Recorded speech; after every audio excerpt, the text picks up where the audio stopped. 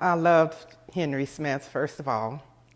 We weren't that far apart in age, although he was 2 years old in front of me in high school, and well, in school period.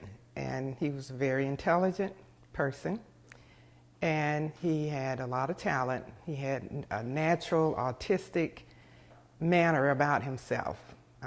He didn't do a lot of book studying. His gift came naturally, and of course, that sort of made me a little bit jealous of him because he was such a gifted person.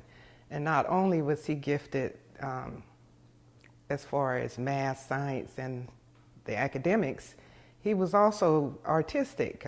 He could draw, and he did a lot of caricatures.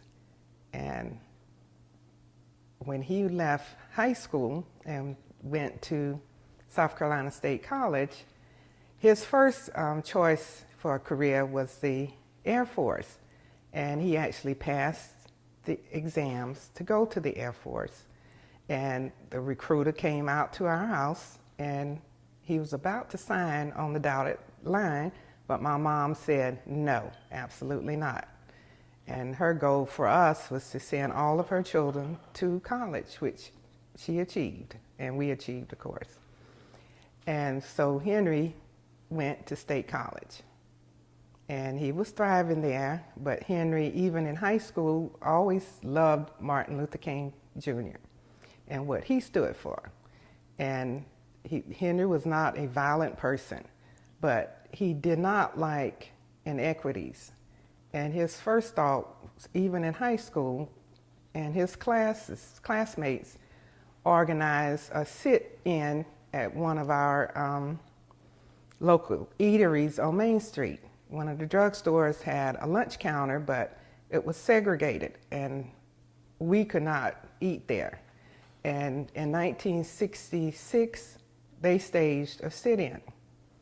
And of course, the answer to that afterwards, rather than allow us to eat there, African Americans, they closed the whole restaurant inside of the drugstore. So when he went to State College, and I think the second year he was there, that's when the civil rights movement started escalating.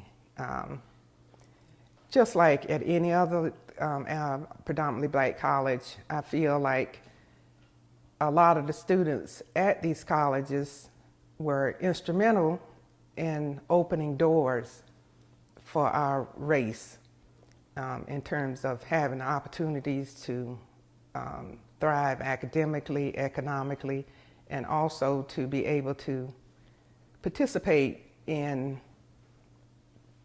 things, public things that we should have been participating in without having to get out and march or having dogs put on us or water hoses and that kind of thing.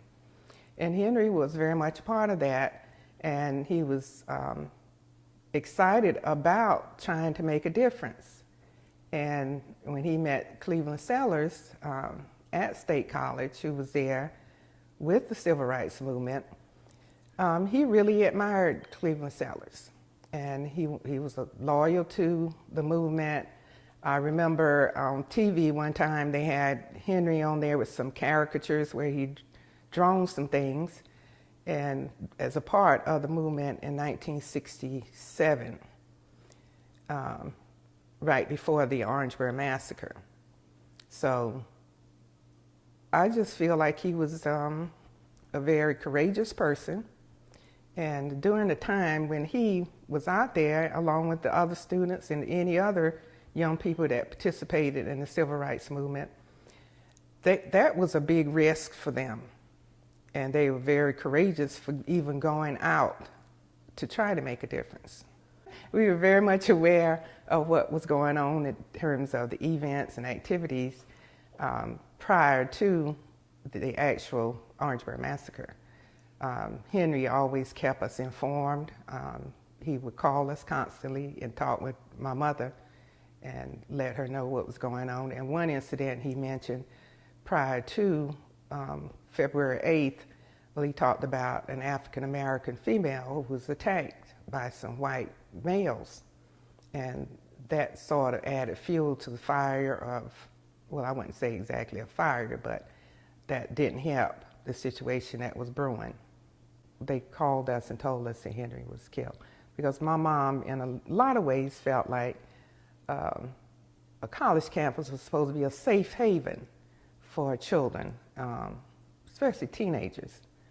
And that's one reason she opposed my brother going to the Air Force, because at that time the Vietnam War was in full blown just about.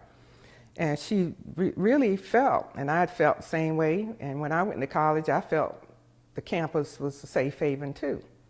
And nobody ever expected that this incident would happen like it happened, that officers would just randomly fire on students. Even when students were running, some of them were hit in the back of their legs. Henry had 6 shots in his body. And then there was nobody to help them, even the wounded, who had an interest in trying to, to save them or give them any kind of medical assistance. His death caused me to just become more socially aware myself. And when I went to college, I always tried to be socially aware of issues, tried to participate in things, and try to make a difference, because I just had Henry as a wonderful role model in my life. And I don't know, it had just had a bad impact in a lot of ways too, because people looked at us differently.